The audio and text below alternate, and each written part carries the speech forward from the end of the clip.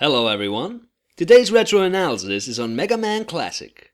In case you're new to my series, I've left links to the previous retro analyses on screen and in the description box below. It goes without saying that I advise playing Mega Man before watching this video, as I will be going in depth on the story, and so much of the content discussed can only be understood through personal interaction with the game. I'm AesirAesthetics, and this is Mega Man. In 1987, Mega Man was released to relatively little fanfare. Though it garnered strong critical acclaim, it seemed as if the industry at large was not as ready for Mega Man as it retroactively looked to have been. It's important to bring up that Mega Man launched 2 years after the NES launched in the US, and though the industry had mostly recovered from it, the crash of 1982 had left the landscape of video games as a piece of pop culture very shaky. Capcom had gotten a team to develop Mega Man especially for consoles, as the era saw the decline of the arcades and Capcom knew they couldn't pay their bills by continually re-releasing their old arcade titles to consoles. Mega Man was Capcom's first real transitioning effort, and it saw the company mine the talents of people who would wind up being some of the industry's most celebrated veterans. Two names that might immediately spring to mind when discussing Mega Man are Keiichi Inafune and Manami Matsume. But the team also included some lesser-known individuals like Akira Kitamura and Takashi Nishiyama. The former served as Mega Man's director, and the latter worked extensively on some of the best SNK games and was also the man behind the Hadouken. Inafune was drafted from the Street Fighter team a bit into Mega Man's development, but he spared no time making his mark on the game. Since much of the work had already been completed, his main contribution was to design some sprites and fix up some of the work that had been completed before his arrival. Capcom had a surprisingly high amount of trust in Mega Man, as they decided to greenlight a sequel even though the first one failed to meet its sales goals. This becomes even more surprising if you know that Nintendo had a policy on publishers which limited them to releasing no more than 5 NES games a year. We know from interviews that the Capcom executives first had trust in Mega Man when they heard Matsume's compositions for the game, and even though it might sound odd, that establishment of trust might have been the key. Manami Matsume was hired by Capcom in her 23rd year and was immediately placed on Kitamura's team. Though she's most commonly known as a composer, she was actually credited as a sound designer, and her duties on Mega Man were not exclusive to writing music. When she started, she had some problems with the NES's limitations, but by the game's release, she'd managed to deliver. The NES lineup consists mostly of games whose visuals are abstract to a degree so as to hide their visual limitations. That meant that the burden of delivering atmosphere and setting the game's mood was most often placed singularly on the music. Games used to live and die on their music. That and having secrets so magazines would feature them. Mega Man's music is fast-paced and gets you in the mood for action. I want to bring up that this is what people were used to playing under, so this might have blown a few minds. When Matsume arrived, Kitamura shared with her his vision for the stages and each boss's characteristics so that her music might be reflective of the game's world. If you listen carefully, you can actually line up every Robot Master's music to its corresponding boss battle by simply observing the sounds used to subtly hint at their powers.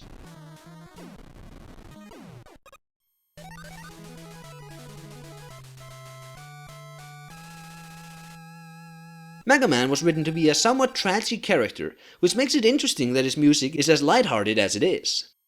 His story begins with a scientist called Dr. Light.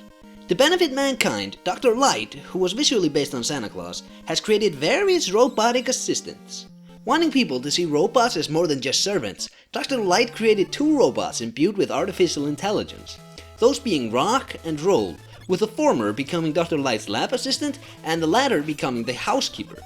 The team wove a lot of music motifs into the game to capitalize on its universal appeal. Dr. Light giving Rock and Roll jobs might make it seem like he's just using them as his servants, but this is actually a cultural difference issue, as the Japanese culture is one in which hard work is seen as a great virtue. Rock and Roll are like children to Dr. Light, which means that he might be trying to imbue within them certain values. But since I'm not Japanese, I'm not going to go any further into speculation, and will instead be moving onwards. With Rock and Roll being successes, the Doctor then goes on to create 6 robots designed specifically for industrial purposes. For his outstanding work for humanity, Dr. Light is awarded a Nobel Prize which, along with him winning the LIT Manual Design Contest, pushes a colleague of his, a man named Albert W. Wiley, over the edge.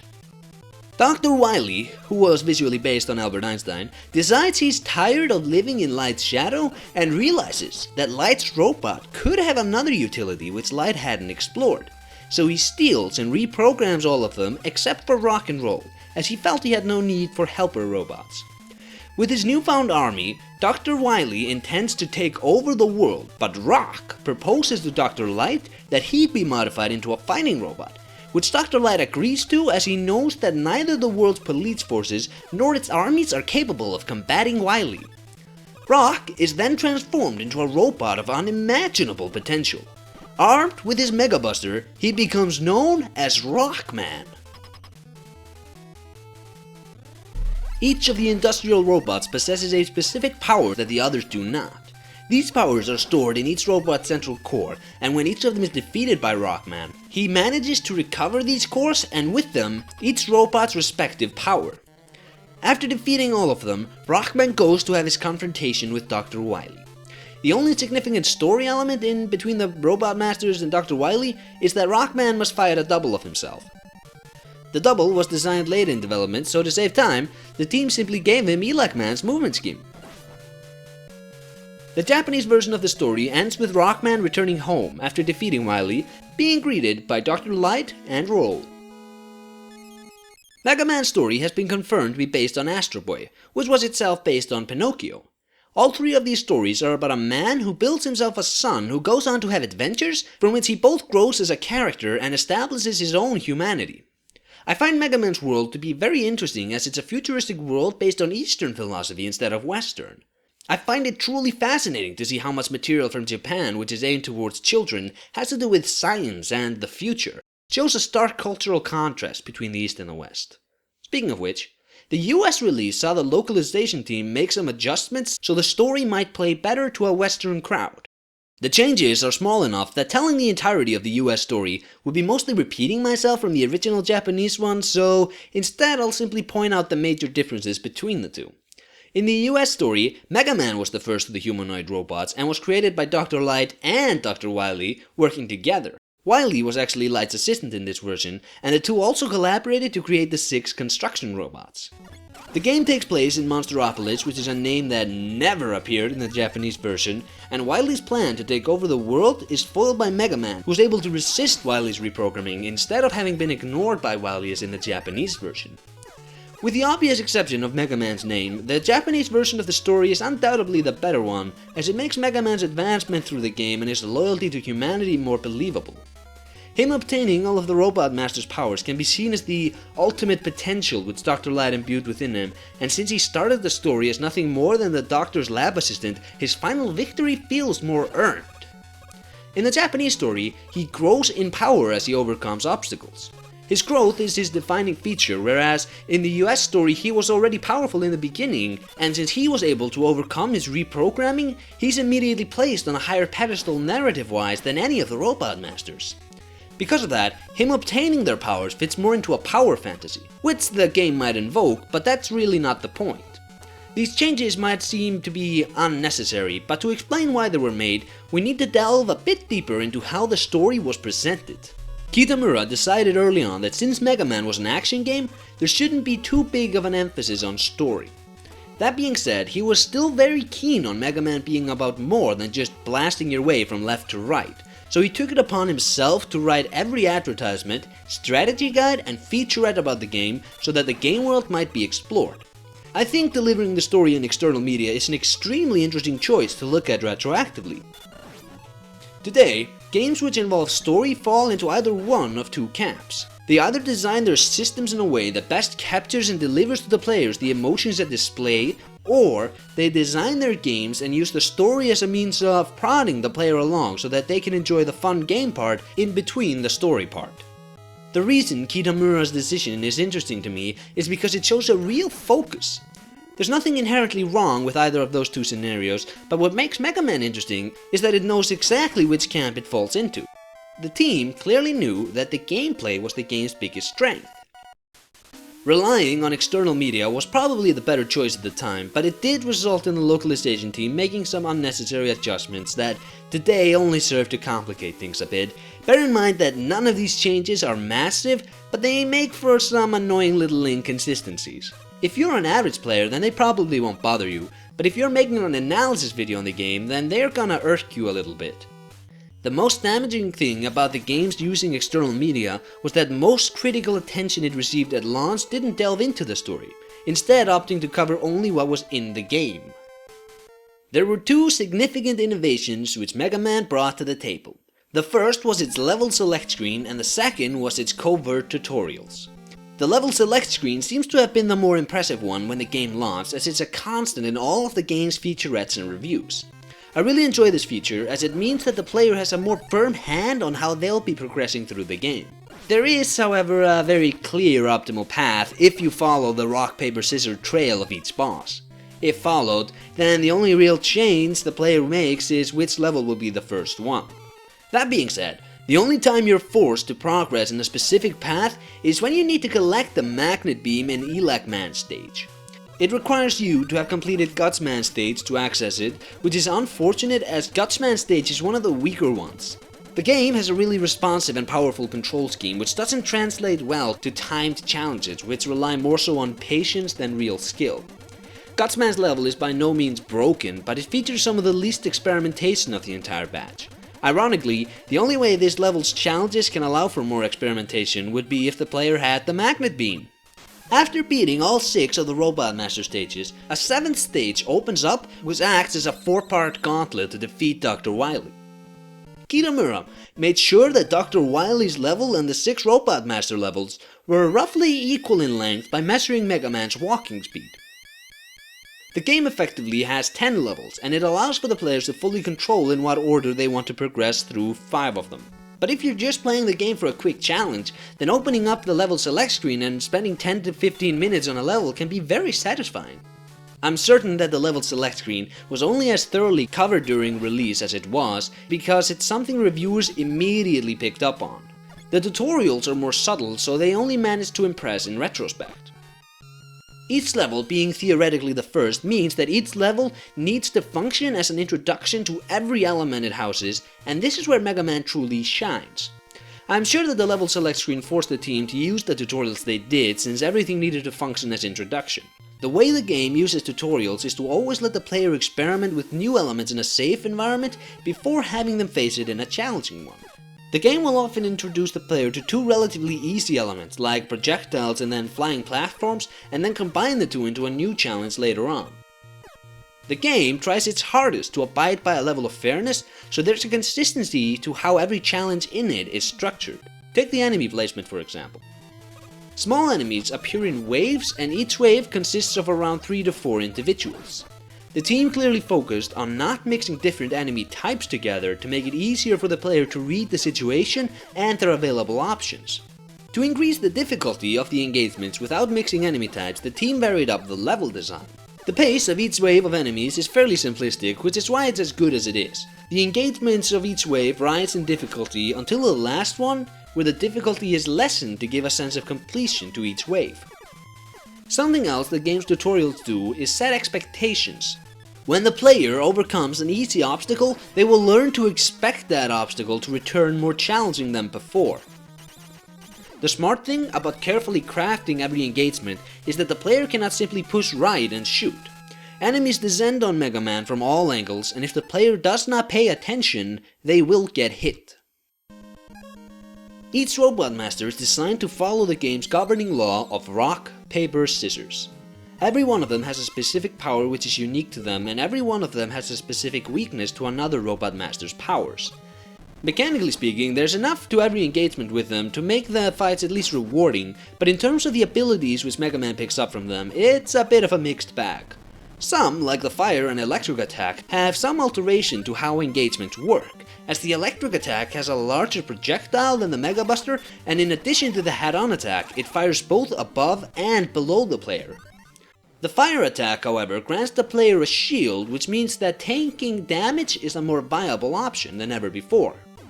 Other powers, like the bomb or the rolling cutter, allow for less experimentation, and it seems like the only reason for placing the magnet beam behind a wall was for Gutsman's powers to receive any play at all. There's certainly some experimentation to every ability, but like with the magnet beam not being usable in Gutsman's level until the second playthrough of it, there's a real lack of focus when it came to how that experimentation translated to gameplay. This is something that was for the most part fixed as the series progressed, but in Mega Man Classic, it's the most noticeable issue as it undermines some bosses while overvaluing others. My complaint about the experimentation aside, there is a lot to enjoy about every boss, and since I brushed over them fairly quickly in my story synopsis, I'm going to do them justice now instead. Cutman was designed for deforestation. His tremendous weakness to Gutsman's powers is a reference to rock, paper, scissors. Gutsman's power is to hurl rocks and fits into his design in the game world as he is designed for land reclamation, which is the process of creating new land where there was none before. Bombman possesses the power which Gutsman is weakest to, which is somewhat fitting as he was designed to work with Gutsman in clearing land for development. His major weakness is against fire, which is obtained from Fireman. Fireman was designed for waste disposal, though in the US release his purpose is to melt and mold metal. He is one of the harder boss battles, but is especially weak to Iceman's attacks. Iceman's design is for extreme temperatures, which explains his size.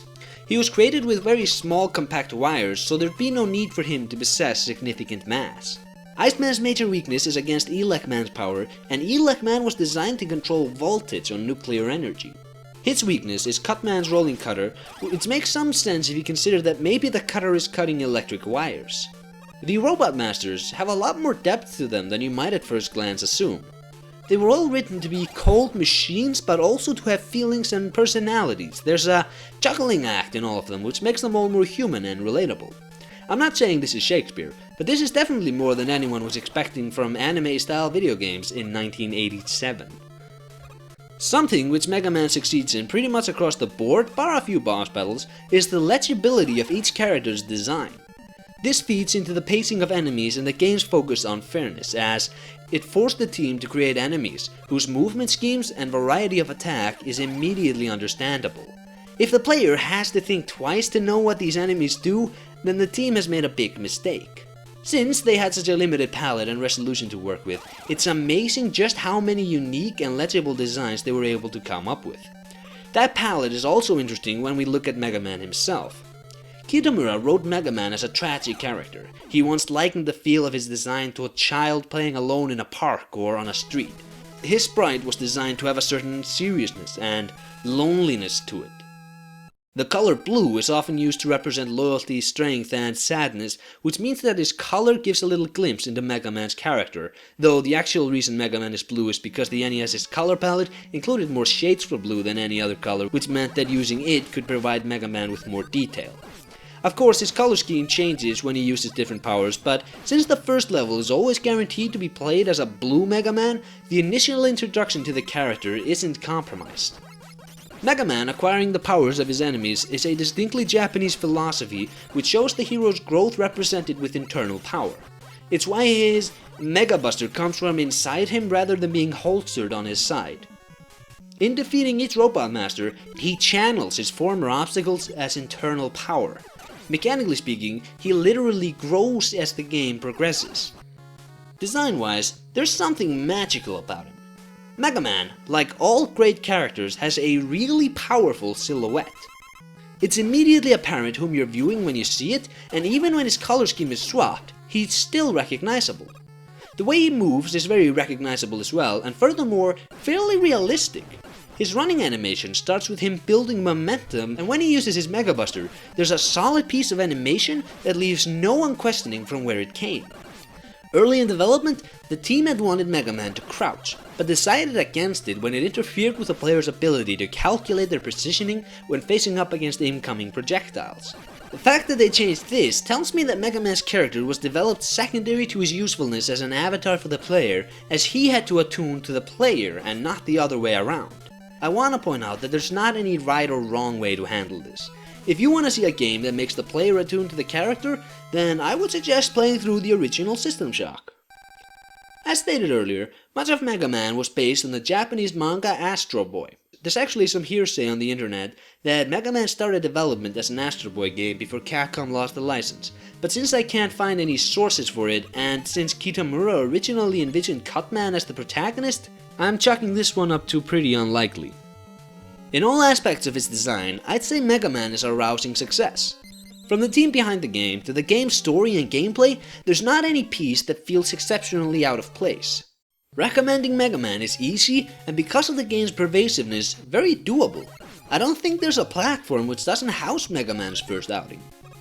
Something I've tried neglecting up to this point is to bring in a definite bias. There are a few spread throughout, but I've done my best to always present them as what they are. But in considering the game's historical context, there's one sentiment in particular I need to share before capping off the video. That sentiment relates to Megaman as competition to Mario. Mario's greatest rival is often seen to be Sonic the Hedgehog. In their retrospective relationships to Mario, however, I've always seen Megaman to be a smarter alternative.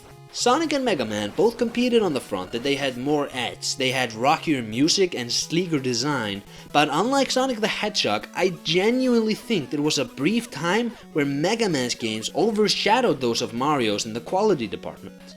I'm not saying this to cause a stir in the Sonic or Mario community, and I am well aware that this opinion is just my own, but if you go back to these titles, Megaman is the only one whose playstyle doesn't give way to unfair challenges. He doesn't play as much as a relic as the first Mario and Sonic do, because more so than those games, Mega Man made a lot more accurate predictions in how the medium would evolve. Games today ideally play like Mega Man. They offer seamless tutorials, they're fair, and always have a new installment every year whose minor improvements are nigh unnoticeable. The last one isn't necessarily a good thing, but in going back to Mega Man post-release craze, the yearly release thing doesn't seem as offensive since the dates all collide into one.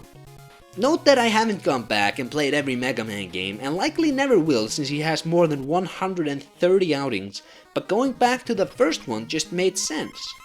At no point did it feel like I was playing with some arcane and undecipherable antique. By any standards, it's just a good game. If there's any lesson the industry could learn from Mega Man, I'd like to see it be competition through alternative design. In today's world of tunnel vision, safe bets and rip-offs, it'll be nice to see more publishers approach competition with a mind frame that expands on variety within the industry. Mega Man competed against Mario, and he did so by offering what Mario didn't. It's that kind of focus that makes good games. It's that kind of confidence that fosters long-running series, and it's something I feel the industry really needs right now. Thanks for watching. If you liked this video, I would recommend checking out the other entries in my series on retro games, and if you didn't and want a good analysis on Mega Man, I'd recommend checking out Stay Skeptic's channel. I've left links to both my videos in his channel in the description box. I recommend subscribing to this channel if you want immediate notification of new videos, and if you have some suggestions on a title you'd like to see covered, be sure to let me know in the comment section below. I'm thinking of covering some pre-2000s PC game next, but I'm open to all suggestions. This is AesirAesthetics, and until next time, take care.